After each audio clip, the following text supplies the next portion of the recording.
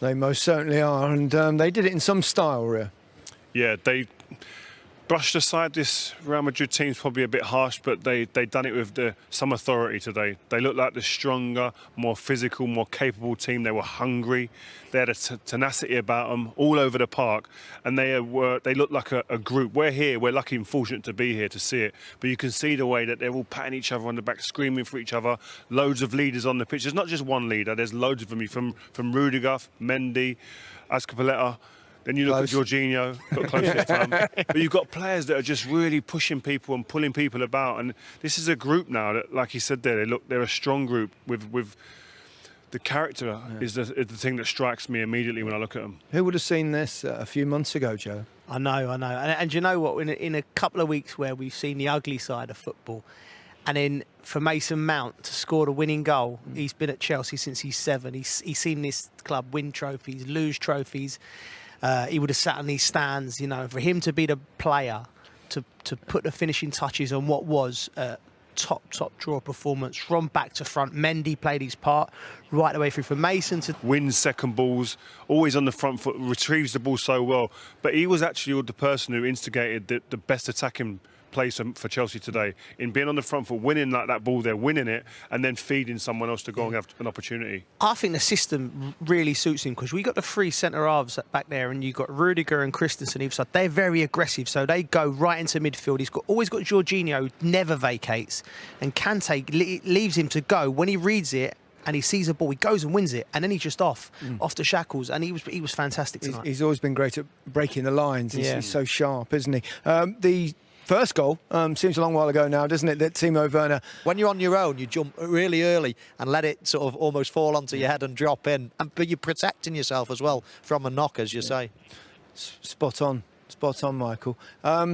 Overall, I think, Chelsea dominated the game. They missed lots of chances, obviously, but they also had Mendy at the back, didn't they?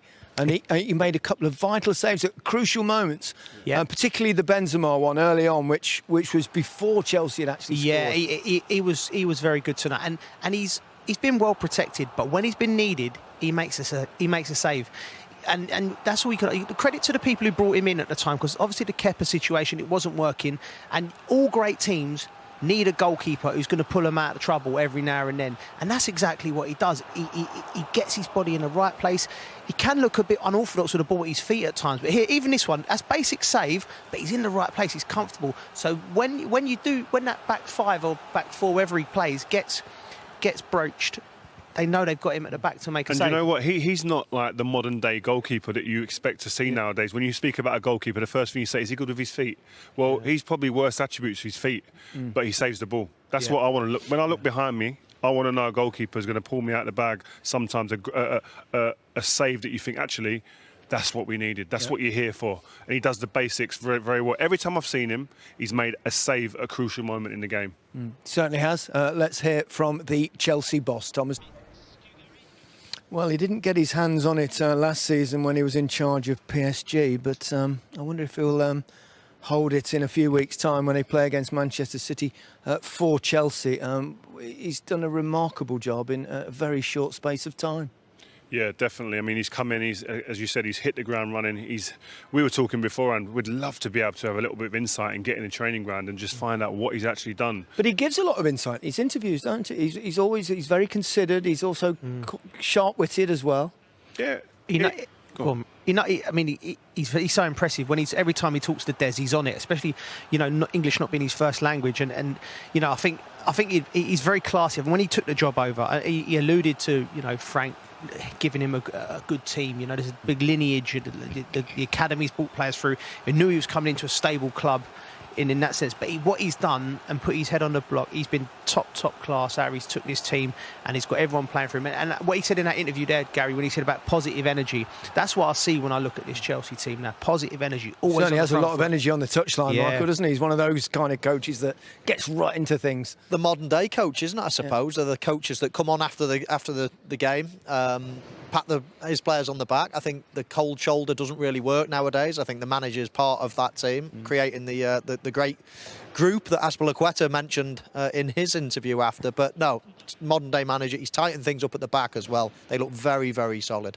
OK, we'll take one final breather. When we come back, we'll have more analysis, and we'll talk about the final as well. It's an important goal for him this evening. Huge. I mean, he's been under pressure, under scrutiny, under the spotlight. He doesn't seem fazed. He still goes out there. I said before the game, he's somebody who, yes, he's been missing chances, but he's in the position to score the goals. And he's shown in previous times in his career, he knows where the back of the net is, and the manager's given him that confidence. The confidence comes from keeping on picking him every week, and that's what he's done. And what's been great about Tuchel since he's come here is that the players in the squad, yes, some of the players are out, some of the players are in. You see the reaction there. They're all together. There's a togetherness here that's unbelievable. Pulisic, it was a certainty for us when we were talking beforehand to start. Doesn't start. Manager doesn't start him. Impact comes in, assist for a goal. That bodes well for this team going forward. And I suppose that helps when you're getting victories, and confidence and togetherness comes when you're winning. Yeah, winning games, it makes it very easy for the manager. But he's right, the group. We saw Thiago Silva when he was injured a few weeks ago. I think it was in the quarterfinals, and he was in the stands cheering his teammates on. Emerson come on and scored an important goal. Who's been out in the wilderness? What he done in his early weeks, I think Tuchel, he brought everyone, all the senior players back. He brought everyone in the squad. Everyone felt like a fresh start. He used everyone in like the first 3 or 4 games, so everyone's had a look. And now the season's coming to the end, and he's settling on this team. I think this will probably be the team for the final. But they was just from start to finish on point. The mentality's right. The positive energy was right, the tactics were right, and you've got to take your hat off to the manager who's done a great job. When you look at Timo Werner, do you see a prolific goal scorer, Michael?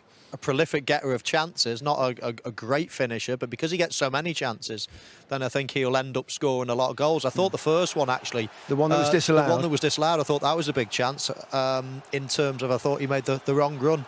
Now, in this position, you've almost got to lose a yard without losing your momentum. Now, the hard thing is that you're in a position, you think, oh, this is a great position I'm in. But unfortunately, you know you're offside if you keep running. So I think you've got to either peel to one side or peel to the... And that kills a yard for you. That makes you lose a yard. If you just keep running directly... We did the same thing on Benzema before the game. And because he runs directly...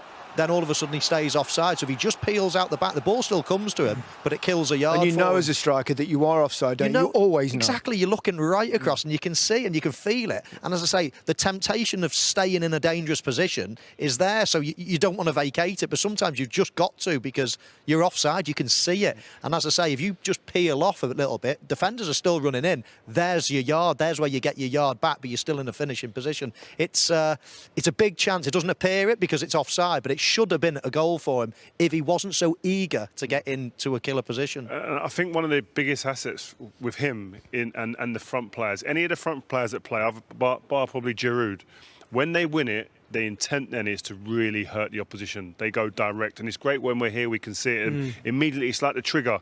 Win the ball, like Kante on the front foot wins the ball. From there on, it's just bullets, blue bullets flying forward and looking to hurt teams. This team are going to be a problem. They've already beat Man City this season. We're going to move on and talk about it, but I think there'll be a problem for Man City in the final. Yeah, and Timo Werner talked about the fact that they should have killed this game off, and boy, they should. They had chance after chance after chance, didn't they? They did, and it, like I said, it always come from winning the ball and going bodies in the box. One of the big features of the game, I thought, it's a wonderful header there from Havertz, nearly Great into effort, the top corner. But one of the contrasts with the team were the athleticism and the running and the willingness from the forward teams. Benzema and Hazard never threatened him behind. Kroos had the ball, one of the best passers in the world. But Chelsea had it with Pulisic, they had it with Mount, they had it with Werner, they had it with Havertz. Constant runners, like that energy. And like I said, that comes from a willingness to do it. Listen, if you're nitpicking, it should have been 5 or 6. But this is a semi-final of the Champions League, and it was a staggering performance for one team to be that dominant. Do you know the first goal came from a dink tonight from Havertz dinking. Apart from the first 2 headers there were obviously headers. The next 3 chances here, this being the third, you can make a case for a dink on all 3 of them. I'm not sure why Chelsea ended up just shooting straight at Courtois, but he goes down. He's a big lad and he gets down early. And I think they could have gone for the dink each of the times he just gets a touch on that. That's close. I mean, it's unlucky. But as I say, the choice of finish, and I think the dink was on all 3 of those efforts there in the early part of the second half. And you know what? They all them clips there, blue shirts are running off Real Madrid players. And you look at the team that they put out today, 6 of the starters were over 30. You worry for this Real Madrid team. tired. And that was a big telling factor today. They looked a bit leggy, they looked a bit tired. And a team that just over that tipping point, I think. It's funny when you watch games of football and teams have got a lead and then they miss chance after chance. You always think they're going to pay for this, but it never felt like that, did it? On this occasion, really, it might have done to Chelsea fans. I'm sure watching at home they were terrified, but it didn't here. It didn't, and you know what? Maybe the sort of the clinicalness of not having the fans in benefited the Chelsea players, because imagine if you miss 3 or 4 of them chances. This is a full house, everyone expecting, wanting that party to go to Istanbul. Then the nerves bring. But you've got to credit the Chelsea players for the professionalism, to get the job done, and they just kept pushing and kept pushing and kept pushing it. Eventually, it fell to arguably, I think Chelsea's player of the season, Mason Mount, and he dispatched it. And we're off to Istanbul. Talked about Kai Havertz was the only player that he came in. He came in instead of Pulisic. He had a really good. He reminds you of someone, Rio. He reminds me of Berbatov, a player I played with at Manchester United. He's got that little lazy swagger at times, and you feel like he's got a bit of a nonchalance about him. But the guy is just so smooth, man. And like Joe made a good point before the game, the game kind of just doesn't quicken up around him at all. The game slows down to his pace, and he gets things done really elegantly. His touch is always exquisite, and I think he's going to grow into be a really important player, and a player that really does showcase his talents in a way that not many others can. He's classy, isn't he? He's very classy, and he's going to score hatfuls of goals because of that reason. And Tuchel alluded to that before the game. He's got a physicality. He's going to score headers. He's going to score from set pieces. I think he's Berbatov, but with a yard. Yeah. He's quicker. Yeah, he's quick, isn't he? Once he gets going, he really is. You like him, Michael? I do, yeah. I think Joe summed it up perfectly before the game. I think some people hit the ground running when they come into the Premier League. He's going to need a little bit of time. His size is a great asset for him. His touch there, where he just took a great first touch and then nutmegged the fella, is just it's exquisite. And not many people can do things like that. He can score a goal as well. He's going to be very good. I just think he needs time. No, lovely stuff. We'll discuss the final in just a few seconds. But first, I want... Before the semi-finals at all, I said the 2 foreign teams will get to the final. Proved dramatically wrong, but pleasingly, 2 English teams in the final. They're struggling I think a little this is bit the at the worst. moment in Istanbul with COVID and stuff. I'm sure the game will go ahead there. In some ways, you sort of think, could we play it at Wembley with a few fans in? But that's not going to happen. But should be a special occasion regardless. It will be a special occasion, and we'd all love to be there. We're privileged to be here tonight watching this. And for me, if there's any team out there who've got the attributes to beat Man City, you can drop off into that low block. And they did it just a few weeks ago. Exactly. Sometimes you find a team that's all wrong for you. Maybe Pep's going to try and do something different. But look, this was the game a few weeks ago. Chelsea getting on the ball, they was excellent this day, and nobody's done this to Man City. Look, them runners, that what we saw tonight against Real Madrid, pick the right pass out, Ziyech on this occasion. It's going to be a great game. Open football. They're probably the only team, certainly in recent months, that have almost bossed a game against Manchester City. Yeah. It's horses for courses, isn't it? Manchester City are the best team in Europe. I've no doubt about that. However, one-off game. If it was a 2-legged game, then you'd favour City even more probably. But on a one-off game, as the lads say, they have got the tools to hurt anybody, as we saw in the FA Cup semi-final. So it is going to be fascinating, a tactical battle as well. Yeah. 2 great minds of football going head-to-head. And exactly, with the 2 coaches, they're so clever, aren't they? Tuchel yet to win a Champions League. Pep's won it twice, but he's yet to win it, as he always says himself, without Messi. Yeah, and I think Pep's won 14 out of 15 finals he's managed in, which is ridiculous. It's like Zidane-like, crazy. But listen, it's mouth-watering. I think there's fantastic players. What really I love about it as well, there's about 7, 8, 9 English players that are going to be playing in the Champions League final. We're talking about experience. If we're being selfish, talking about England going forward, that experience to take into a tournament. But for Champions League, it's the dream final for us now. Yeah. And I can't wait. Hopefully we go to Istanbul, get a little tan. 2 years ago, there were 2 English teams in the final. I know there weren't last year. We've got possibly two teams in the Europa League final again. That happened 2 years ago. Are we looking at a period of domination in English football? I mean, I remember Arsene Wenger saying 10 years ago they want to set up a European Super League to diminish the English Football League, and he may have had a point. It didn't happen on this occasion. For sure, and I think after 2010 there was a little lull. You know, I think when Rio's Manchester United team sort of 13, 14 started to dip off a little bit, but now we're back with a bang. Now we are the bosses of Europe, Premier League football. 5 or 6, 7 of the teams could comfortably compete in the Champions League. We've got Manchester City in the final, Chelsea in the final, Arsenal, Manchester, and it could have been, you know, it could have been any number of our top 8 teams playing, because we've got so much quality, and it's pleasing, and we should be proud as a nation that we've got all these great teams. And Rio mentioned it, some really, really tasty English young footballers playing beautiful football. Best we've seen in a generation or two. Definitely. So exciting for the summer, of course, with England.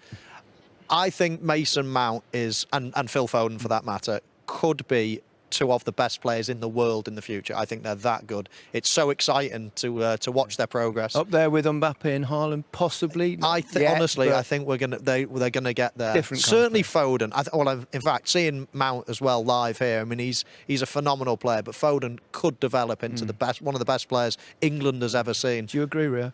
Yeah, I said yesterday after that game that I think he's on form, the best young talent in the world at the moment. But yeah, I agreed. If he keeps developing, Mason Mount, we've got Jack Grealish, Sterling, Rashford, like Sancho at home watching. But the England manager now, Gareth Southgate, imagine being him, having that at your disposal. It's fantastic. They're very young at the moment, but this team can only let them play. Let them play. Go for it. And this tournament in the summer, it's almost a free hit for Gareth, because he's got the World Cup in 18 months after, whatever it is. Go, let